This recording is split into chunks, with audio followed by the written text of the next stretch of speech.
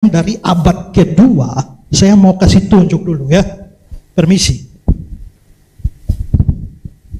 Nah, ini Pak.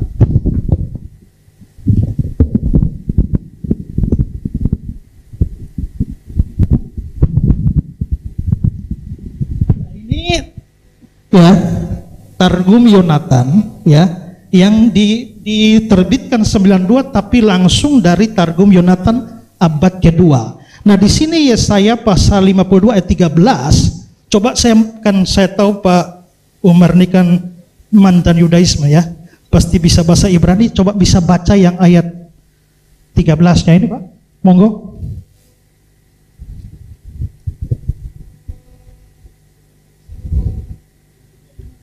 Yang ayat 13 ya Pak. Ini loh, Yesaya 52 ini ayat 13, coba tolong dibaca Pak dalam bahasa Ibrani ya. Nah, saya minta Bapak baca. Nah, gini dong. Anda bisa baca apa tidak? Nah, saya hanya minta baca untuk menunjukkan bahwa dari Targum Yonatan abad yang kedua ini memang dia mengacu kepada Israel atau bukan? Nah, kalau begitu coba baca. Apakah dia ngomong tentang Israel? Baca ya? Saya nggak bisa baca. Saya hanya minta coba baca. Coba baca. Ya, kan Anda ahlinya. Maka sekarang saya bilang, atau Pak Dondi bisa baca? Enggak, saya nggak bisa baca. Nggak bisa. Bapak nggak bisa juga. Ada yang mualaf yang bisa baca? Loh, enggak gini loh. Nah, sebentar. Oke, kalau tidak bisa baca, Pak ya, tolong difoto cari orang yang bisa baca. Ya, tapi oke, sekarang begini loh. Bukan masalah baca. Anda nggak boleh playing victim yang saya Nah, minta. Kayak gini loh Pak. Tahan dulu, silakan tahan dulu. Ini kata apa? Pak bisa baca ini kata apa? Bapak baca. Nah, saya tahu. Enggak, Bapak bisa baca enggak? Saya tahu kata ini kata. Coba Anda baca coba. Bapak baca. Coba. Loh, Anda kok ngetes saya? Saya tahu, Pak. Iya. Saya hanya minta Anda tolong coba Anda baca ini loh. Loh, Ini Anda kata baca. apa? Baik. Kan Untuk Anda yang daripada nyebarkan ini, data loh. silakan untuk Pak Esra Anda yang kembali nyebarkan data kok saya untuk suruh. duduk. Jadi Anda nggak bisa baca, nggak mau baca, kan nggak bisa terserah baca Anda. kan? Ya. Makanya gini Bapak. Oke.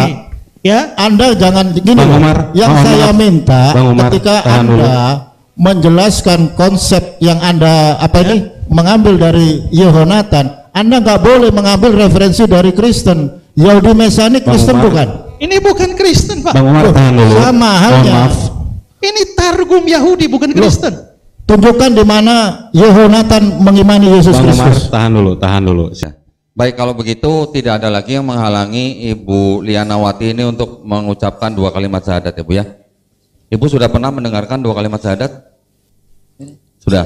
Sudah paham artinya Bu? Ibu Lianawati sudah mengakui dan menerima bahwa Allah adalah satu-satunya Tuhan yang layak disembah?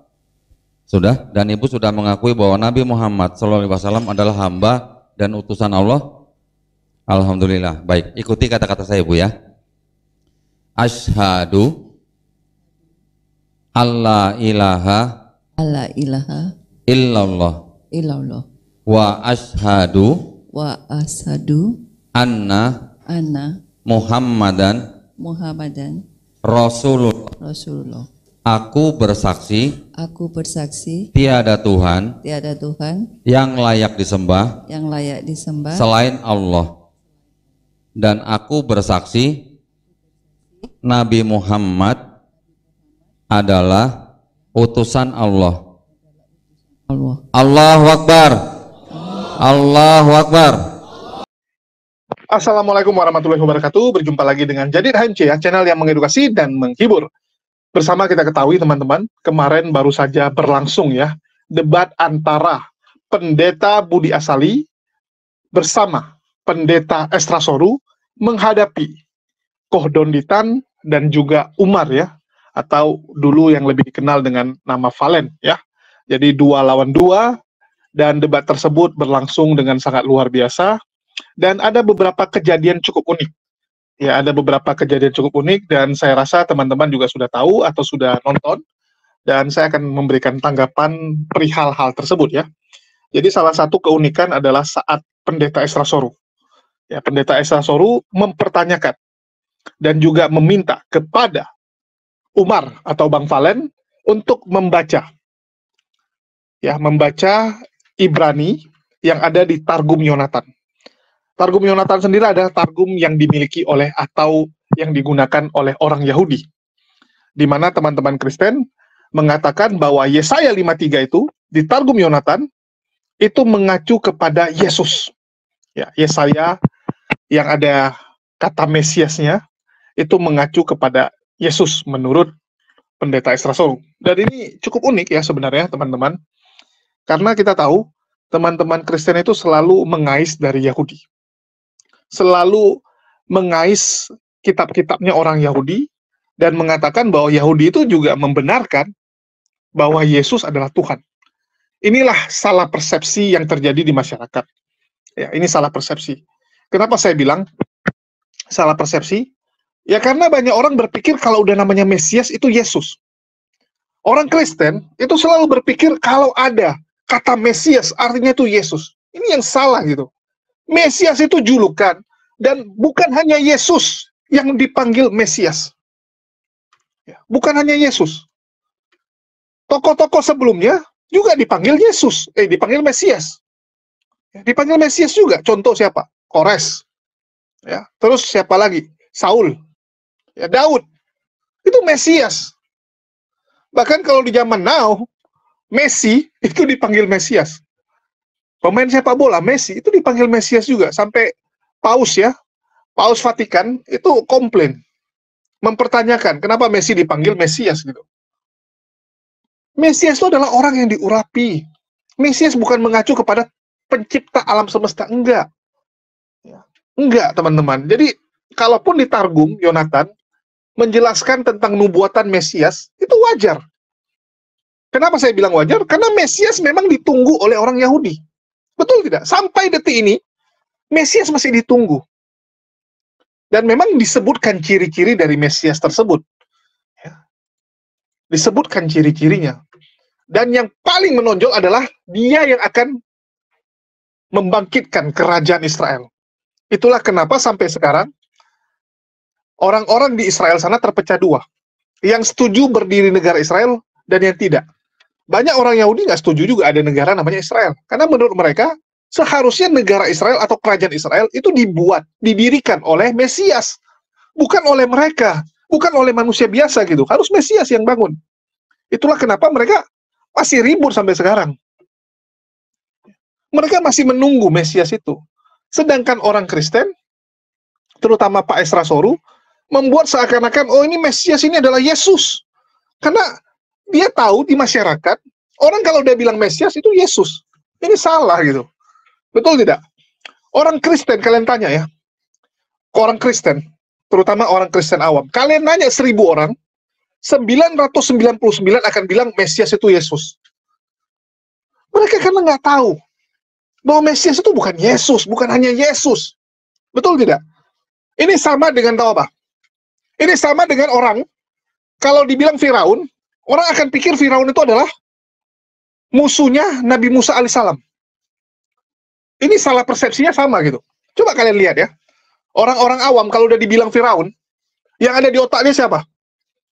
Yang ada di otaknya adalah Firaun yang memerintah saat zaman Musa. Padahal itu satu persepsi yang salah gitu. Ya, satu persepsi yang salah. Tapi kita putarkan dulu bagaimana kejadiannya. Nanti kita akan berikan tanggapan lain ya.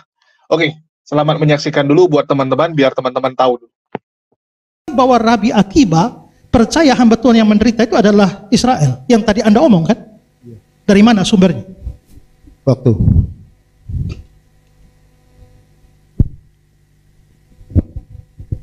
Oke, ini saya kasih contoh. Ini answering deism. Nah, ini baru. Nggak seperti Anda mengambil satu referensi yang bukan otoritas Rabbinical Judaism. Anda menarasikan Yahudi Mesianik, tetapi Yahudi Mesianik itu mengambil contoh misal Targum Yonatan, banyak ya kan. Saya kasih satu contoh. Ada satu organisasi terbesar, Jew for Jesus. Jangankan Targum Yonatan, Sohar pun dirubah sama mereka. Jadi mohon maaf, kalau mau ilmiah dan akademis, usahakan mengambil referensi dari internal Judaism, jangan memakai narasi dari Yahudi Mesianik. Itu Kristen, Pak. Bapak aja nggak usah jauh-jauh ke Yahudi Mesianik. Ketika Anda membaca ini nih, Tanakh, ini ada rasi, tapi Anda memakai perspektif apa? Hellenis, everything about Jesus, kan gitu. Jadi jangan playing victim, ilmiah akademis. Mungkin Ko Dondi? Ya, saya ada pertanyaan Pak. Apakah semua kalangan Kristen setuju kalau Yesaya 53 itu untuk Yesus Kristus, Pak? Silakan. Oke, saya jawab ini dulu, nanti Pak Budi yang jawab itu ya. Aku dulu. Kamu dulu. Semua kalangan Kristen menurut saya percaya bahwa Yesaya 53 nubuat menuju pada Kristus ya. Dan kalau dikatakan itu baru data, ini juga data. Kalian mau percaya itu data dan ini bukan. Kami sebaliknya. Kalian percaya ini data, kalian punya kalian bukan. Jadi kalau itu dari Yudaisme, sudah barang tentu mereka tidak percaya. Jadi bagi saya itu bukan data. Bagi kami ini data. Dan lalu bagaimana ayat 4 sampai 10 tadi saya bahas itu jawabannya apa? Oke, sebelum itu, jadi sekali lagi Pak Umar, ini Anda tidak bisa bedakan siapa menulis dan apa yang dikutip. Kalau Anda mau menunjukkan ini salah, Anda harus buktikan bahwa yang dikutip oleh Yahudi Kristen itu bukan pandangan Yahudi, yang non-mesianik. Nah, di situ ada banyak ya. Sekarang saya ada bawa di sini nih ya, Targum Yonatan ya, yang dari abad kedua. Saya mau kasih tunjuk dulu ya. Permisi. Nah, ini Pak.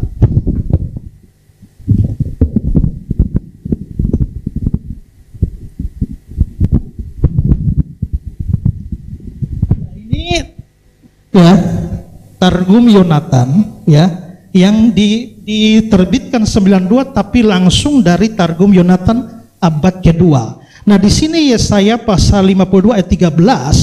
Coba saya tahu Pak Umar ini kan mantan Yudaisme ya, pasti bisa bahasa Ibrani. Coba bisa baca yang ayat 13-nya ini Pak, monggo.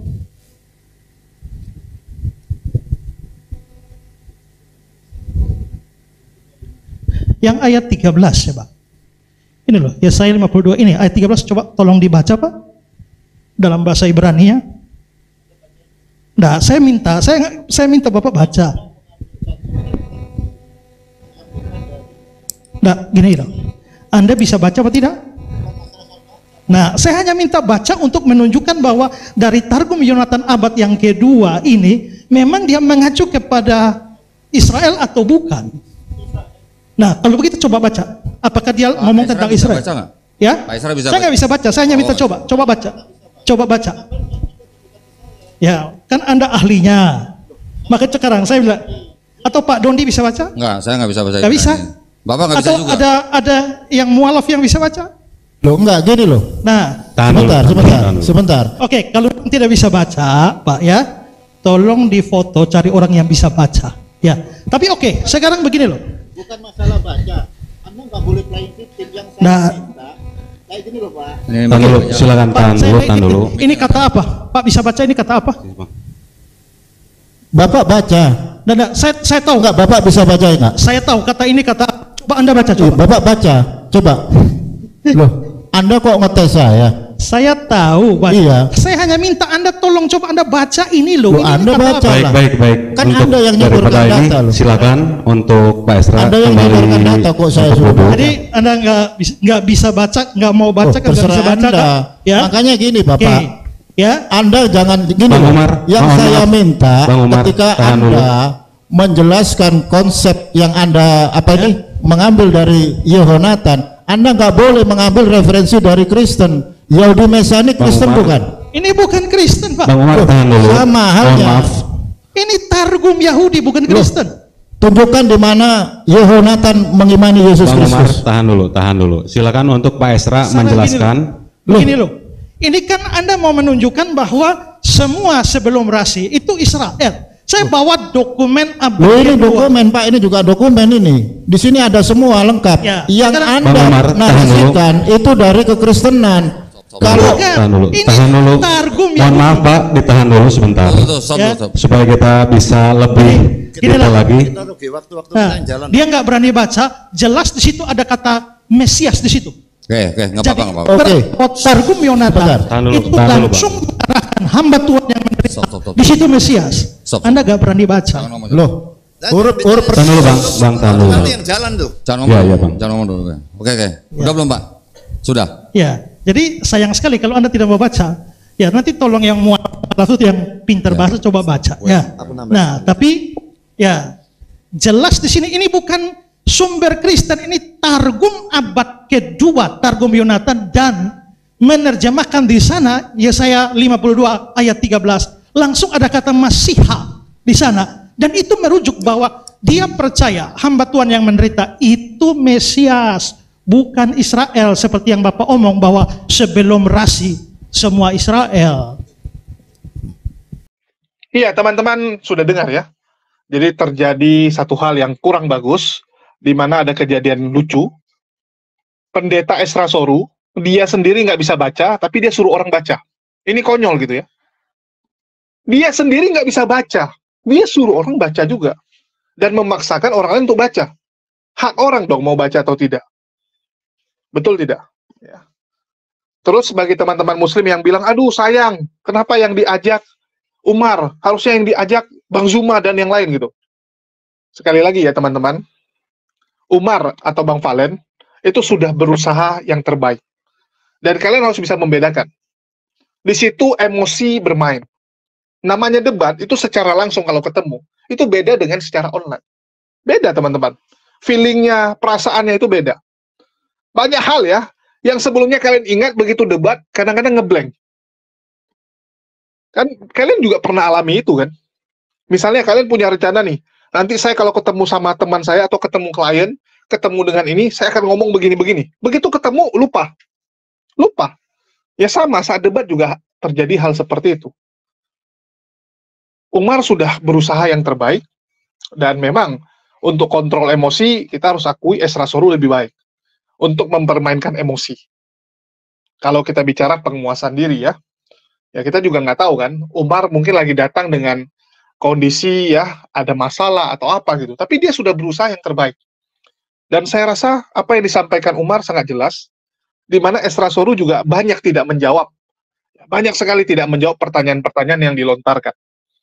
Dan paling penting poinnya, kalau memang menurut Esra Soru, Targum Yonatan, itu berbicara tentang Mesias adalah Yesus, mengapa orang Yahudi nggak percaya Yesus? Coba tanya orang Yahudi, percaya nggak dengan Yesus? Enggak. Ya, nggak pernah percaya mereka dengan Yesus. Yesus cuma dianggap manusia yang nggak jelas. Ya, dianggap sebagai, oh itu Tuhannya orang Kristen, kami nggak peduli. Atau yang ketiga, dia cuma rabi biasa. Itu pendapat orang Yahudi. Jadi jangan dikais-kais lagi gitu.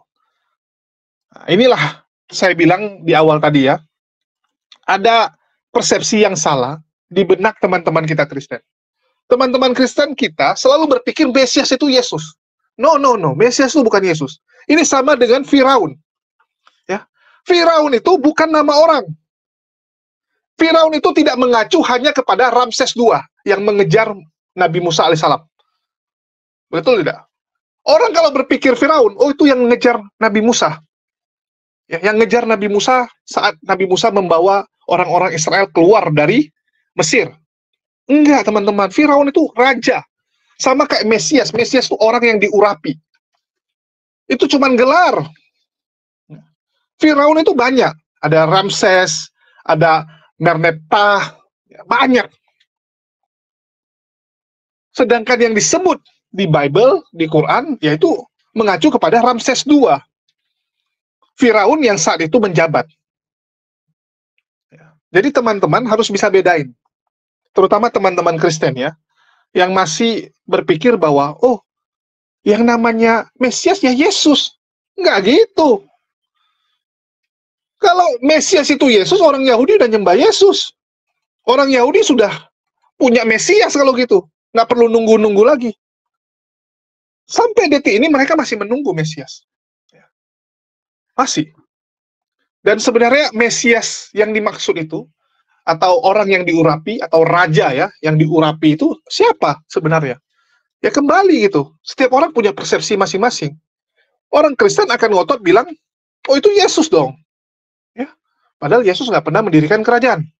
Sedangkan kalau pihak Muslim, ada beberapa yang bilang, oh itu untuk Nabi Muhammad SAW. Termasuk Bang Nandar ya, yang mengatakan, oh itu untuk Nabi Muhammad. Seperti yang disampaikan Nandar ini lah, saya putarkan dulu. Betul ya. Oke. Jadi di dalam Targum Yonatan itu memang tertulis Mesias. Ya, kita harus mengakui itu. Harus jujur. Di dalam Targum Yonatan itu memang tertulis Mesias. Tapi Mesias ini harus digebrak itu adalah Mesias ini bukanlah Tuhan. Satu.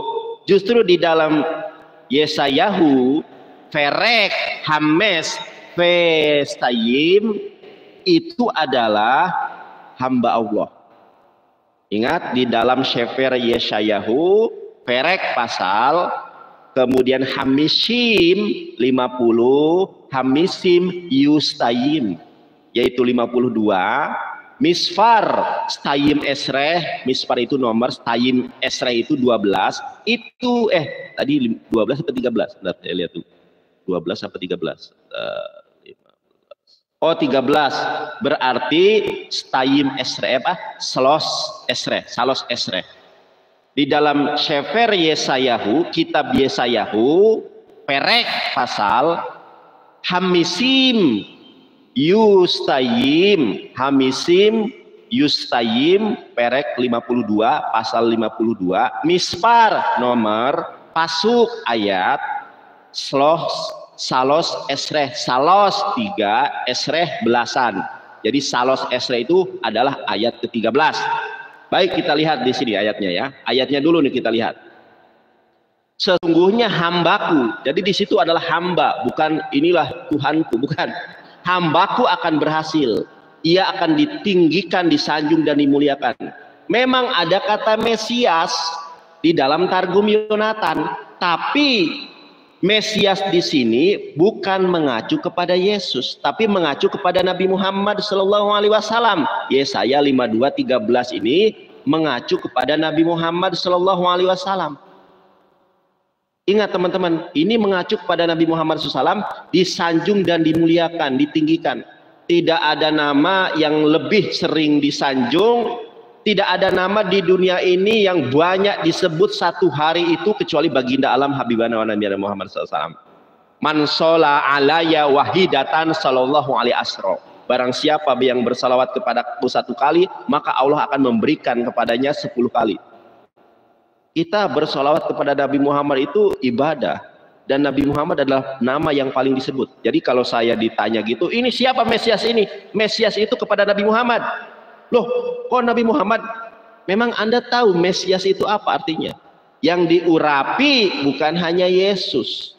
Yang diurapi Daud diurapi, ya kan? Kemudian Kores diurapi, dan banyak imam-imam, para nabi yang diurapi. Para nabi diurapi. Bahkan bukan hanya para nabi, anti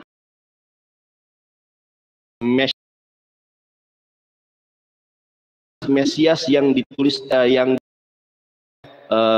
Esra Soru. Kita lihat di dalam Sefaria, teman-teman. Ini yang dibacakan oleh Esra Soru, yang diminta oleh Esra Soru kepada Bang Umar. Bang Umar tetap semangat, lanjutkan perjuangan. Yesayahu atau Sefer Yesayahu, Perek pasal, Hamisim Yustayim, di dalam pasal ke-52, nomor 12. Ini teman-teman, nomor 12 ya. Di dalam nomor 12 atau dalam bahasa Ibraninya, nomor 12 itu adalah Stayim Esreh. Stayim Esreh 12. Kita baca dalam bahasa Ibraninya, Hinne Yashkil Abdi. Hamba bukan Tuhan. Yarum penisa tegabah meot. Oke, kita lihat Targum Yonatannya ini, teman.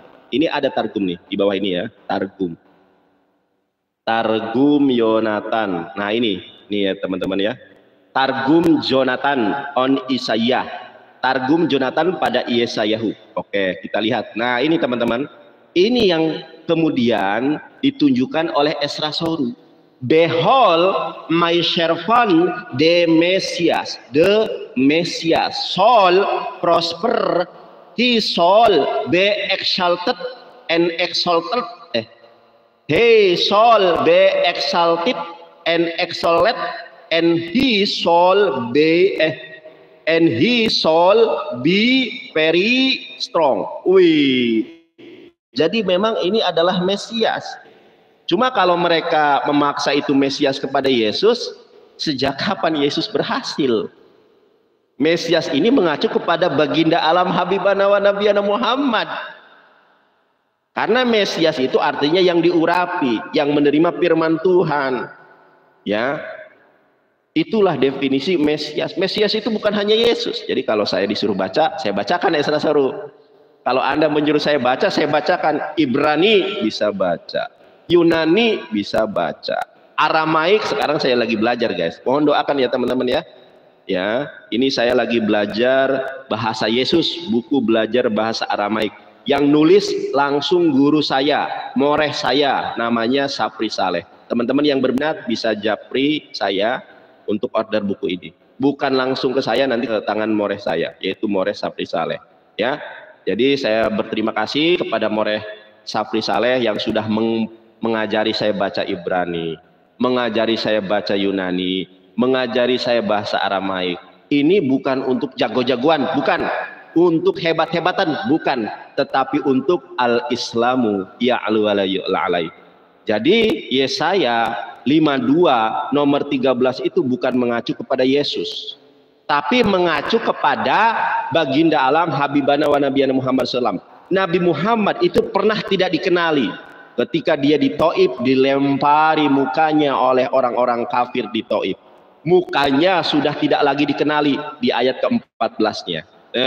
Di ayat ke-14-nya Nabi Muhammad tidak dikenali lagi. Menderita beliau untuk penegakan agama Islam. Oke, kita baca ya teman-teman kalau nggak percaya. Kita lihat di dalam Yesaya 52:13, sesungguhnya hambaku akan berhasil. Siapa hambanya di sini yang berhasil? Siapa Mesias ini yang berhasil? Yaitu baginda alam Habibana wa Nabiyana Muhammad SAW. Di mana ayat Qur'annya evangelis? Quran surat Al-Maidah ayat ketiga. Al-yauma akmaltu lakum dinakum. Pada hari ini telah kusempurnakan agama bagimu. Wah, kalau saya debat sama Ezra Soru, siapa Mesias itu evangelis? Nabi Muhammad. Dalam Targum Yonatan siapa? Nabi Muhammad. Loh, emang Nabi Muhammad Mesias? Emang Mesias itu apa artinya? Yang diurapi, yang menerima berkat kasih karunia Tuhan, yang menerima apa? Yang menerima wahyu Tuhan. Nabi Muhammad emang menerima wahyu Tuhan. Surat An-Najm ayat. Nanda hasil tidak. Orang Yesus terbengkalai, Yesus terpulai matinya, sedangkan hamba Tuhan yang dimaksud oleh Nabi Yesaya, bahkan di dalam Yesaya 42 itu adalah baginda Nabi Muhammad SAW.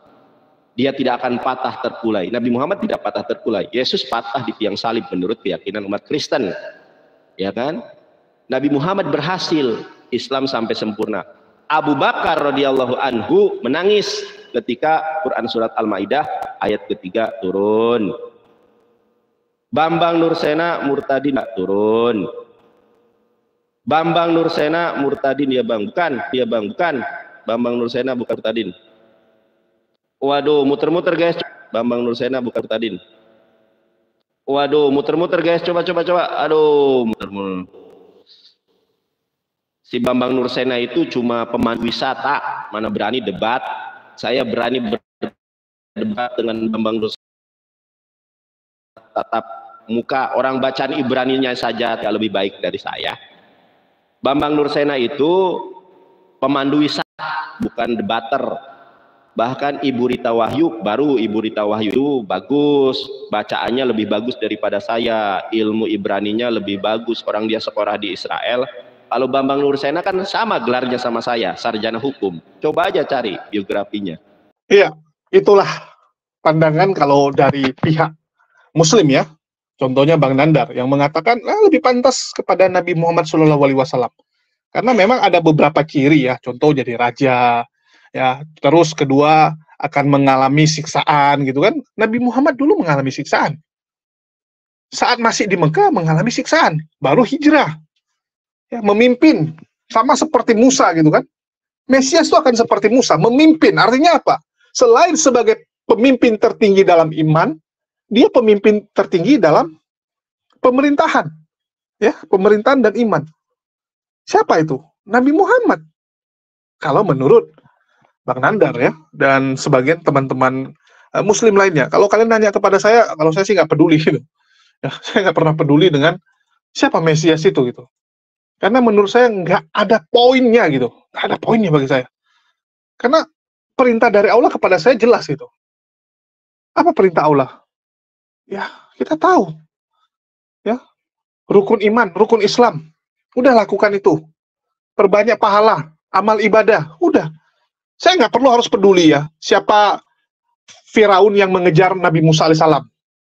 Siapa yang dibunuh oleh Daud. Kan? Apakah nanti itu perlu? Enggak, teman-teman. Nggak ada butuhnya gitu. Jadi kita tuh nggak perlu sebenarnya sampai lebay kali gitu. Ya. Nggak perlu gitu. Kadang-kadang kita lupa ya, kita terlalu sibuk dengan mencari, saya harus ngerti ini, saya harus ngerti itu gitu. Enggak. Yang paling penting adalah kita tahu kita mau ngapain di dunia ini. Itu yang selalu saya tekankan. Ya. Dan poin dari diskusi kemarin, apapun yang disampaikan Esra Soru, yang dia bawa dalil-dalil dari orang Yahudi, pertanyaannya simpel aja. Apakah Yahudi percaya dengan Yesus? Udah. Kalau Yesus tidak dipercaya oleh orang Yahudi, apapun bullshit yang kamu sampaikan, sia-sia. Kamu mengemis kepada orang Yahudi, sedangkan orang Yahudi juga nggak peduli. Mereka nggak percaya dengan Yesus. Udah selesai. Apalagi yang perlu diributkan? Apalagi yang perlu diperdebatkan? Kan sesimpel itu, teman-teman ya. Betul tidak? Kamu bilang, misalnya, ya, warga desa ini cinta dengan Pak Esra Soru. Mereka membanggakan Pak Esra Soru. Mereka pingin dipimpin oleh Pak Esra Soru. Pak Esra Soru yang paling luar biasa. Oke. Begitu kita tanya. Jadi kemarin pemilihan kepala desa, Pak Esra Soru menang nggak? Oh, Pak Esra Soru kalah. Loh, Pak Esra Soru kok kalah di situ? Tapi kalian bilang warga cinta, sayang sama Pak Esra Soru. Pingin dipimpin Pak Esra Soru, tapi dia kalah pemilihan kepala desa.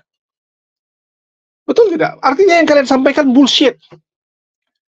Kalian bilang suka, dukung, dan sebagainya, tapi itu nggak dilakukan lewat tindakan. Artinya itu bullshit.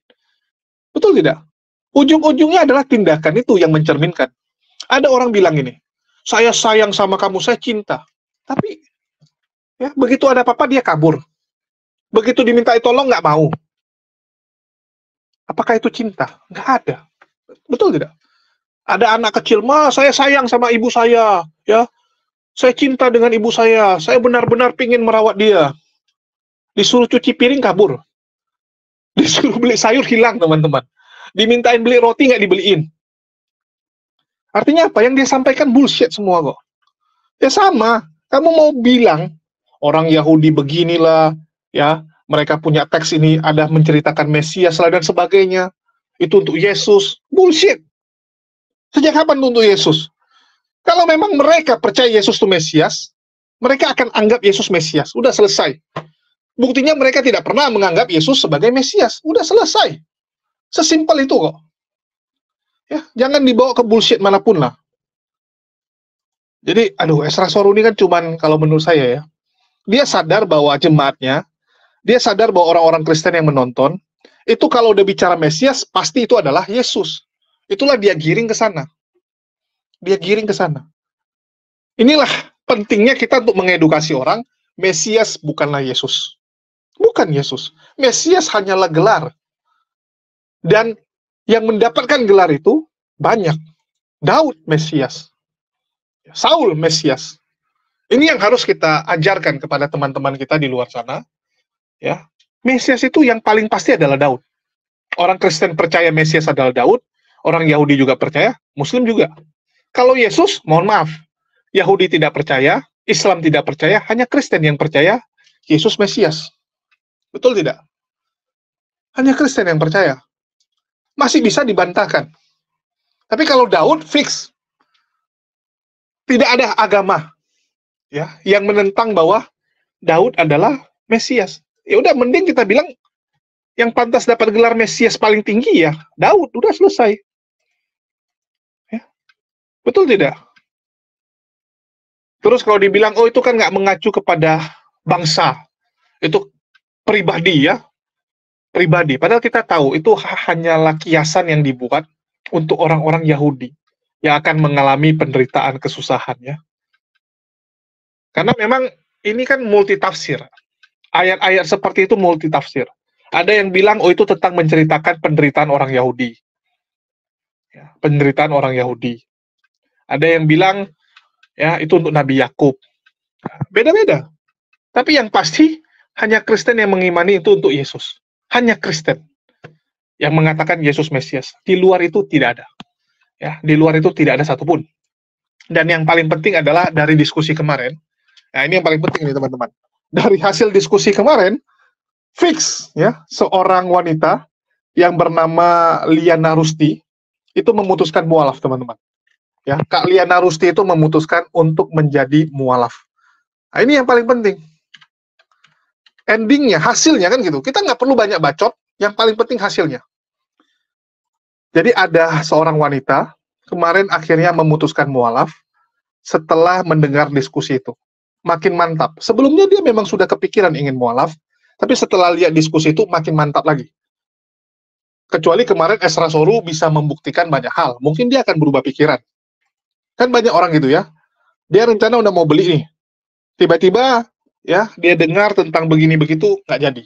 Nah, sama kayak orang mau murtad. Dulu banyak orang mau murtad karena iming ini, iming itu gitu kan. Begitu mereka lihat konten-konten yang saya tampilkan, bagaimana carut marutnya di sebelah, pendeta ini nyerang pendeta ini nyerang ini. Mereka masih bingung siapa Yesus, mereka masih bingung tentang cara ibadahnya, mereka masih bingung konsep keselamatannya. Nggak jadi murtad orangnya. Alhamdulillah ya, ada beberapa WA ke saya, telepon, kalau dia sempat kepikiran mau murtad, karena dia kecewa dengan oknum-oknum Islam yang ada di lingkungannya. Begitu dia lihat di Kristen juga sama, dia memutuskan mempelajari ulang. Ya, belajar ulang gitu. Dan dia mendapati bahwa sejelek-jeleknya oknum Islam, mereka nggak pernah ribut tentang Tuhannya, mereka tidak pernah ribut tentang konsep keselamatannya, mereka nggak pernah ribut cara supaya bisa selamatnya. Ya, cara supaya masuk surganya. Sedangkan di sebelah masih bingung gitu. Cara masuk surganya masih bingung, cara ibadah masih bingung, Tuhannya siapa pun masih bingung. Bagaimana mungkin kalian ikuti? Ya kan begitu. Nah, jadi kemarin ada yang mualaf, dan saya kenal ya dengan orang tersebut, karena satu grup. Ya, jadi perempuan itu dibawa oleh teman kita, Kak Elizabeth ya. Jadi dibawa oleh Kak Elizabeth, ini saya kasih nampak chattingannya. Ya, saya bilang ini yang kemarin teman kakak ya. Ya, karena saya lihat wajah dia ikut disorot ya, Kak Elizabeth ini wajahnya ikut disorot. Jadi itu adalah Kak Liana yang memutuskan mualaf ya. Kita satu grup di grup pemulung. Ya, saya cukup tahu karena dia sering juga gitu. Chatting-chatting ya. Dia cukup aktif di chatting-chatting grup. Jadi saya tahu. Dan saya tanya baru mualaf ya, baru dia bilang. Nih. Dia suruh saya interview, cuman saya lagi agak malas, saya bilang. Nanti aja lah baru saya ajak. Nanti aja baru saya ajak untuk naik ke Komal atau ke live untuk kita ajak diskusi ya.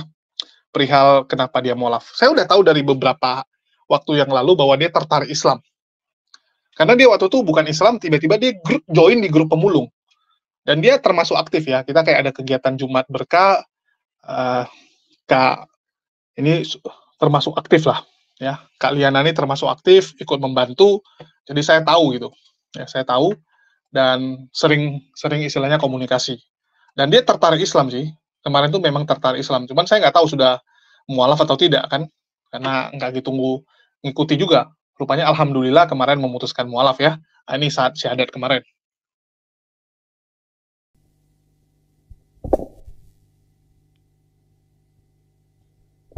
Bagi yang mau merekam sekarang boleh. Silakan keluarkan HP-nya, kita rekam bersama-sama.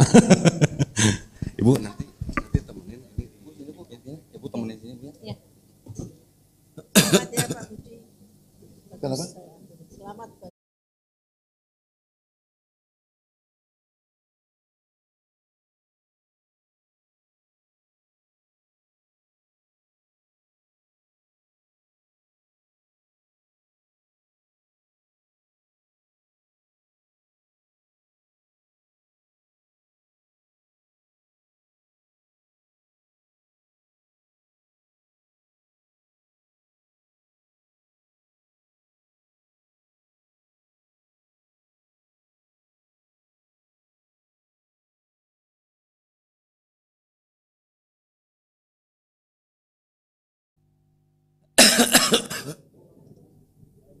atau ibu buka di handphone saya foto.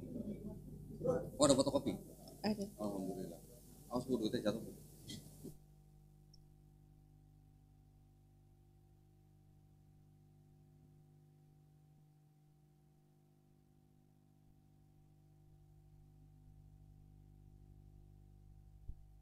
Ini kan bu, udah saya foto. Oh, iya. Ya, nanti ini untuk pembuatan sertifikat. Ya. Oh iya. Baik.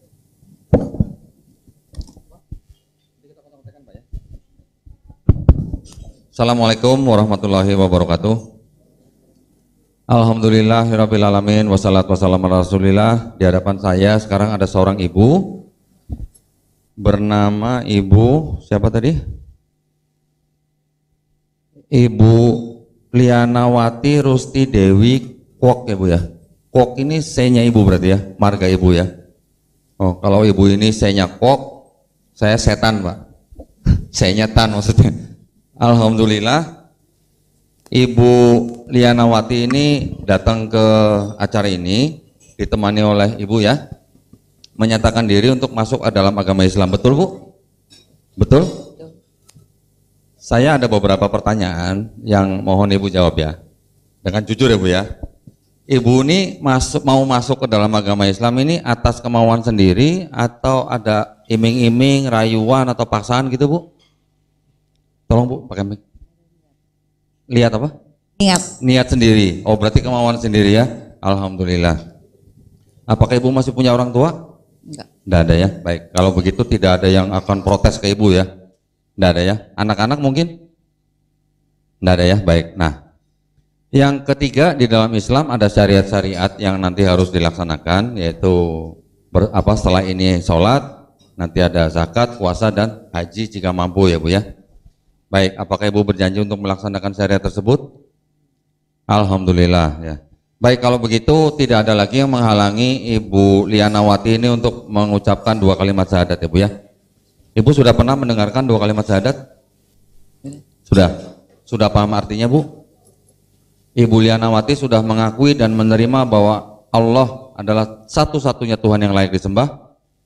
Sudah. Dan Ibu sudah mengakui bahwa Nabi Muhammad SAW adalah hamba dan utusan Allah? Alhamdulillah. Baik, ikuti kata-kata saya Bu ya. Asyhadu alla ilaha illallah wa asyhadu anna Muhammadan Rasulullah. Aku bersaksi tiada Tuhan yang layak disembah selain Allah, dan aku bersaksi Nabi Muhammad adalah utusan Allah. Allahu Akbar. Allahu Akbar. Allahu Akbar. Alhamdulillah. Pada malam hari ini Ibu Lianawati sudah sah menjadi seorang muslim, Ibu ya. Perlu saya sampaikan di sini Bu, bahwa seorang bayi yang lahir itu sebenarnya adalah seorang muslim. Muslim artinya adalah orang yang berserah diri hanya kepada satu pencipta, ya Bu ya. Jadi ketika bayi itu nanti besar, dia menjadi Yahudi, Kristen atau Majusi, itu karena orang tuanya. Tetapi ketika bayi itu nanti besar, mengenal Islam, menerima Islam, bahkan sampai masuk Islam, sebenarnya orang itu tidak pindah agama Bu, tapi kembali kepada fitrahnya, ya Bu ya. Dan alhamdulillah juga ada yang ingin saya sampaikan kepada Ibu, bahwa siapapun orang yang bukan Islam yang masuk Islam, insya Allah dosanya dihapuskan Bu. Dosa sebelumnya yang dilakukan oleh orang itu sebelumnya dihapuskan insya Allah. Tetapi kebaikan yang pernah Ibu lakukan, insya Allah tetap dicatat sebagai pahala kebaikan. Amin ya Bu ya. Ini adalah sebuah kabar gembira buat Ibu ya. Mudah-mudahan nanti Ibu bisa belajar Islam dengan baik, step by step Bu ya, pelan-pelan. Nanti kita juga bina Ibu ya. Baik, terima kasih atas kesempatannya. Nanti sertifikat akan kita kirimkan ke Surabaya ya Bu ya. Baik, itu kira-kira ya. Baik, terima kasih banyak perhatiannya para pemirsa. Mudah-mudahan hari ini menjadi hari yang bersejarah ya buat Ibu Lianawati ya. Mari kita semuanya juga berdoa buat Ibu Linawati. Bu Linawati tolong nanti doain saya ya. Ya, doain juga teman-teman di sini. Karena doanya Ibu nih nanti menjadi doa yang paling mustajab nih untuk orang yang baru masuk Islam nih. Ya Bu ya, jangan lupa ya. Terima kasih. Baik, terima kasih atas perhatiannya. Wabillahi taufiq wal hidayah. Wassalamualaikum warahmatullahi wabarakatuh. Ya, jadi itulah hasilnya teman-teman.